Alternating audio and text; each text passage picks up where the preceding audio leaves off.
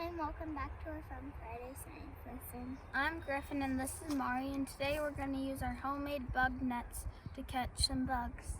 So last week you may have caught with Mary Ellen our little video on how to make these bug nets, and today we're going to expand our observation skills again to learn some more about bugs. We had to, as you can see, go away from our house. We still have a little too much snow and cold weather for the bugs to be really active, but we drove about 20 minutes and found a nice sheltered spot outside, and we're gonna see if we can find some bugs. So Griffin and Mari are learning how to use their bug nets. They are great for catching insects that are in the air or in shrubs. They're not as good for things like ants or things that just crawl on the ground. For those, you want to make some sort of sticky trap. Maybe another week we can show you how to do that. But you sweep around and then you can close it off like Griffin's doing to see what you caught.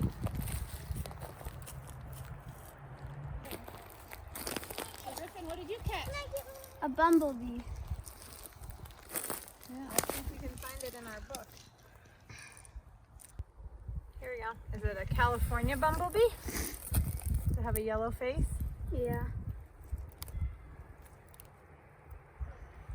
And a yellow patch on its tail. Mari's got two and Griffin has one. They both have different kinds of flies. We're trying to see. Flies are a little bit hard to identify down to species. We want to be careful not to squish them, huh? Mm-hmm. So we can put them back. Here, let's see. Should we let them? See what we got there. Oh no, both are alive. Oh. Oh. Yeah, this one's, I have it caught over here, see?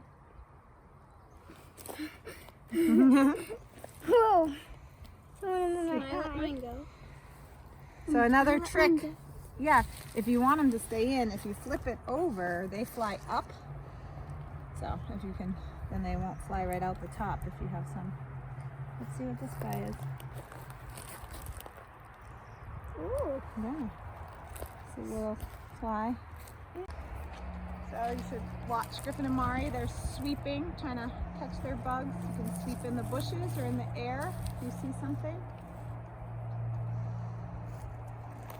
Griffin, see how Griffin turns his so that he can look to see if he caught anything.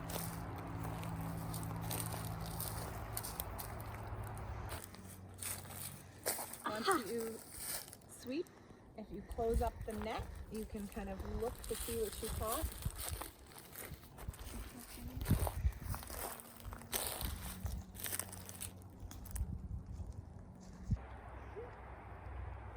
Catch some leaves, Mar?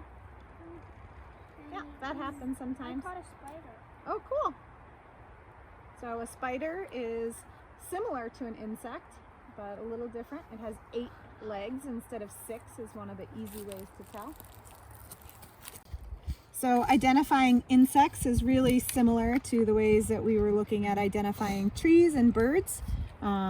Usually in the front of your guidebook, there's some information about the different types, whether it's a butterfly or moth, beetle, bug, flies and mosquitoes, ants and wasps, grasshoppers.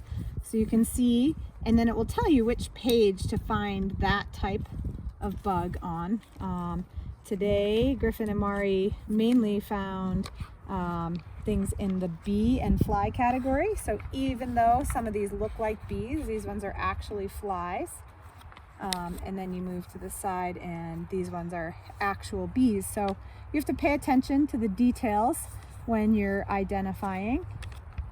And all of these are insects, so they all have 6 legs. Spiders are different, so they're not going to be in this part of the book because they actually have 8 legs. So this is the section on spiders, and it will tell you, similar to the insects, the different types of spiders and some of their distinguishing characteristics. And then you can look through those types like sheet webs or running and burrowing spiders and try to identify what type of spider it is from there. Mari caught a cool caterpillar. It was in a tree with her net when she was sweeping. He has a lot of little hairs on the sky. It's black with some yellow. And our book is not just an insect guide. We're using one that's like a multiple guide. So they don't have very many caterpillars in it, but it's maybe most similar to a type of tent moth, or it does have some long tufts, so it could be a glasswing, but there are just so many species of caterpillars and butterflies and moths that it's a little bit hard for us to tell. But he is really pretty, and we're going to take a picture and we can look him up when we go home as well.